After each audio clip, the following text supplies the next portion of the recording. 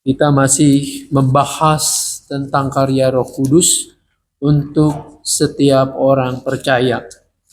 Nanti kita akan siapkan dari Yohanes 15. Sebelumnya mari kita satukan hati di dalam doa. Bapa Surgawi, kami bersyukur oleh karena rahmat-Mu, oleh karena kasih sayang-Mu kami ada seperti sekarang kami ada. Kami bersyukur Engkau masih memberi waktu untuk kami diingatkan kembali melalui firman Tuhan. Engkau sendiri yang menolong kami supaya apa yang kami baca dapat kami pahami dengan benar. Apa yang kami renungkan boleh menggugah hati kami untuk kami tergerak menyaksikan karya Allah di dunia ini. Dan Roh Kudus yang menolong kami untuk kami melakukan firman ini dalam hidup sehari-hari. Tolong hamba-Mu ya Bapa di dalam menyampaikan sabda-Mu, biarlah semua yang disampaikannya sesuai dengan apa yang Engkau kehendaki. Dalam nama Tuhan kami Yesus Kristus, kami berdoa kepada Bapa di sorga. Amin. Yohanes 15 ayat 26 dan 27 demikian. Ketika penolong yang akan kuutus kepadamu dari Bapa datang, yaitu Roh kebenaran yang keluar dari Bapa, Ia akan bersaksi tentang aku. Kamu juga harus bersaksi karena kamu sejak semula bersama-sama dengan aku. Sampai di sana yang berbahagia, yang mau mendengarkan firman Allah, memelihara, dan melakukannya. Roh Kudus mendorong kita untuk bersaksi. Membaca bagian terakhir dari Yohanes pasal 15 ini adalah bagian di mana ketika Yesus sebentar lagi akan disalibkan. Sebentar lagi dia sudah tidak ada secara tubuh fisiknya bersama-sama dengan para muridnya.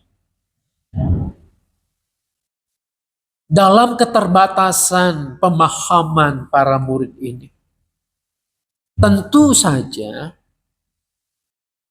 orang yang akan ditinggalkan yang selama ini menjadi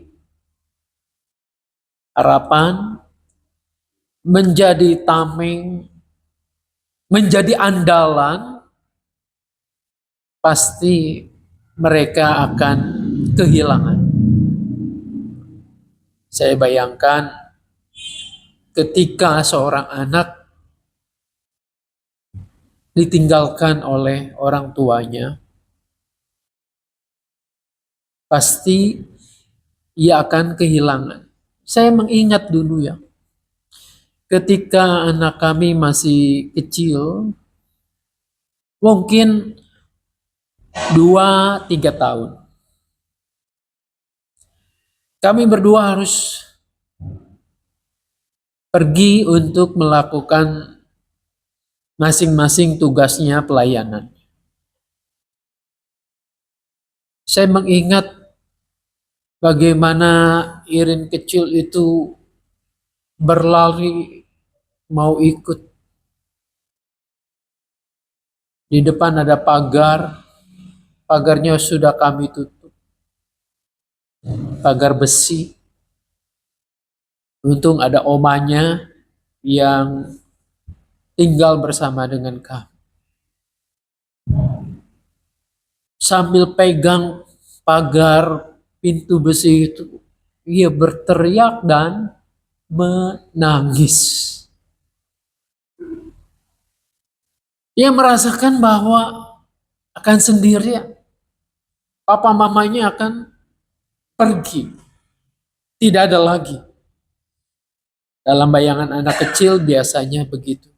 Ketika menghilang, bayangannya, oh tidak ada lagi. Barangkali demikian yang dirasakan oleh para murid. Ini guru mereka yang diandalkan, yang begitu hebat, luar biasa. Sekarang ini sebentar lagi sudah tidak ada bersama mereka. Nah, dalam kegalauan, kesedihan inilah kemudian Yesus memberikan sebuah tugas yang malah menggugah mereka untuk melakukan sesuatu ketimbang larut dalam kegelisahan dan kesedihan. Yesus tidak hanya memberikan sebuah tugas lalu membiarkan para murid berjalan sendiri. Ia mengatakan bahwa Roh Kudus itu, penolong itu akan menolong mereka. Ketika penolong yang akan kuutus kepadamu dari Bapa datang, yaitu roh kebenaran yang keluar dari Bapa, ia akan bersaksi tentang aku. Jadi seolah-olah Yesus mau mengatakan kepada para murid, ada loh roh penolong yang akan mendampingi, menyertai kamu. Namanya penolong, pasti akan memberikan kekuatan dan pertolongan itu. Nah, dari sinilah sebetulnya apa tugas roh penolong itu.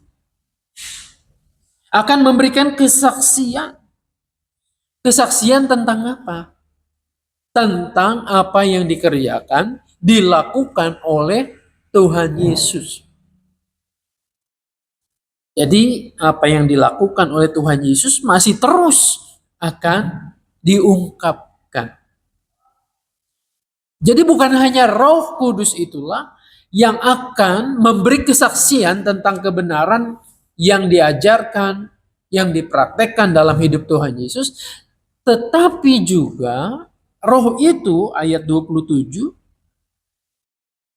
menghendaki kamu juga harus bersaksi. Karena kamu sejak semula bersama-sama dengan aku. Jadi apa artinya kebersamaan para murid itu sekian lama bersama-sama dengan Tuhan Yesus? Mereka akan melihat sendiri, akan mendengar dengan mata kepala mereka sendiri, akan merasakan apa yang Yesus lakukan. Mereka akan lihat apa yang diperjuangkan oleh Tuhan Yesus. Jadi inilah yang harus diteruskan dalam kehidupan para murid ini. Jadi bukan hanya menikmati persekutuan dan kuasa Tuhan saja, lalu mereka merasa tentram, merasa bahagia. Ada saatnya mereka ini harus mandiri, harus melakukan tugas kesaksian. Memang tidak mudah. Tetapi yang tidak mudah ini, Yesus memberikan solusinya. Apa itu solusinya? Ada roh penolong yang diutus untuk mendampingi kamu. Dari sini kita bisa melihat bahwa kekuatan orang untuk melakukan tugas kesaksian, untuk meneruskan apa yang dilakukan Tuhan Yesus bukan berasal dari diri sendiri. Tetapi ada Roh Kudus yang menolong untuk kita melakukan kesaksian itu. Jadi ketika seseorang diutus atau terpanggil untuk melakukan tugas ini, tugas kesaksian, itu bukan mengandalkan kepandaiannya sendiri. Mungkin ada orang yang mengatakan, oh saya tidak pandai bersaksi, saya tidak bisa dan tidak fasih berbicara. Lihatlah bahwa kefasihan bicara, kepandaian bicara bukan didasarkan pada hikmatnya sendiri. Tapi ini tergantung berasal dari Roh Kudus yang menolong kita. Mendorong kita untuk memberikan kesaksian itu. Apa jadinya ketika orang mengandalkan kefasihan kepandaian sendiri? Saya bisa melihat ada dua jenis orang yang mendasarkan kesaksian pada kepandaian sendiri. Orang yang pertama mungkin dia akan bangga ketika kesaksiannya dilihat begitu hebat, luar biasa. Orang yang mendengarkannya banyak. Orang yang mengikuti ajarannya, gerejanya luar biasa. Lalu ia akan mengatakan, hebat. Ini hamba Tuhan yang luar biasa, yang diberkati. Lama-lama ia akan jatuh ke dalam kesombongan. Tapi di sisi yang lain, ada orang yang kemudian mengatakan, udahlah saya nggak mau melakukannya. Karena saya tidak punya hikmat. Karena saya tidak bisa untuk menyampaikan dengan kata-kata yang baik. Saya tidak pasti berbicara. Nah, Roh Kudus mendorong orang untuk bersaksi bukan pada ekstrim yang seperti ini. Tetapi kita yang mau menyediakan diri untuk menjadi fasilitas Roh Allah itu bekerja. Roh Allah itu menolong kita untuk melakukan tugas kesaksian.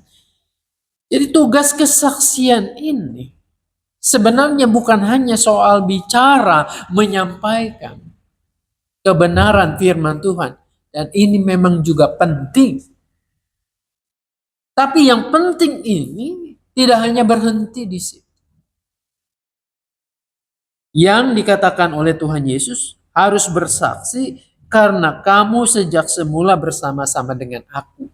Betul, para murid itu bersaksi karena mereka melihat sendiri, karena mereka mendengar, karena mereka merasakan apa yang terjadi dalam persekutuan dengan Tuhan Yesus. Pengalaman itu diceritakan. Tapi ini adalah bagian sebenarnya. Sebagian dari apa yang mereka alami. Kesaksian yang lengkap adalah bagaimana pengalaman perjumpaan dan persekutuan dengan Tuhan Yesus itu sekarang diterapkan dalam hidup sehari-hari. Mereka tidak hanya bicara menyampaikan kisah hidupnya Tuhan Yesus, tetapi juga mereka mengerjakan apa yang dikerjakan oleh Tuhan Yesus. Kan yang dikerjakan oleh Tuhan Yesus itu bukan hanya sekedar seperti saya ngomong ini. Bukan hanya sekedar mengajar, memberitakan Injil dalam bentuk khotbah atau pengajar. Tapi Tuhan Yesus memperagakannya dalam kehidupan sehari-hari. Bagaimana ia menolong orang yang lemah, merangkul orang yang berdosa, tetapi tidak kompromi dengan dosanya. Lalu kemudian memulihkan kelemahan manusia, mengusir setan dan seterusnya. Ini harus diperagakan. Jadilah kesaksian yang utuh, yang lengkap. Jadi adalah aneh kalau kesaksian itu hanya dalam bentuk ngomong doang. Karena Yesus tidak melakukan hanya sekedar bicara, tetapi memperagakannya dalam hidup sehari-hari. Wah, kalau begitu tambah berat nih. Tidak juga. Kenapa? Pertama-tama karena ada kuasa Roh Kudus yang menyertai. Sekali lagi, jangan didasarkan pada kekuatan sendiri, kepandaian sendiri. Tapi percayalah ada Roh Kudus yang menyertai kita. Ada seorang anak yang maju ke depan untuk perlombaan menyanyi. Anak itu sangat tidak percaya diri ketika tampil dan maju. Dia terasa gugup. Namun ketika mamanya ada di dekat panggung itu, ia melihat wajah mamanya. Mamanya memberikan tanda, mengangguk, senyum. Ia mengatakan, kamu bisa. Apa yang terjadi dengan anak ini? Ia bisa bernyanyi. Ia bisa melakukannya. Nah, ini contoh sederhana. Jadi ketika kita melakukan tugas kesaksian, bukan pertama-tama kita dibayangi oleh rasa ketakutan, nanti aku akan ngomong apa? Nanti aku akan melakukannya bagaimana? Yang aku hadapi ini bukan orang sembarangan. Ya. Dalam konteks gereja kita mau melayani bagaimana? Segala sesuatunya terbatas. Mau melakukan ini, gak ada duitnya. Mau mengerjakan sesuatu yang ideal, orang-orangnya gak ada. Kita semua adalah orang-orang yang sederhana. Pendidikan sederhana, kemampuan terbatas, talenta juga. Kita merasa ini rasanya udah dah, kita melakukan yang biasa saja. Yakin dan percayalah, dulu para murid juga adalah orang-orang yang sederhana, orang-orang yang terbatas. Mereka adalah para nelayan. Mereka seringkali dianggap orang-orang yang tidak berpendidikan. Tapi yang dilakukan ketika Roh Kudus tercurah, janji Tuhan digenapi. Luar biasa. Petrus berdiri menjelaskan peristiwa Pentakosta. Semua orang yang mendengarkannya takjub. Para murid yang lain, mereka bisa berbicara dalam bahasa yang dimengerti oleh orang-orang lain yang berasal dari bahasa dan daerah yang berbeda. Ini kan luar biasa. Jadi intinya apa? Ada kemauan. Ada tanggapan positif untuk kita melakukan tugas kesaksian, tugas pelayanan itu. Maka Roh Kudus di situ akan bekerja di dalam diri kita.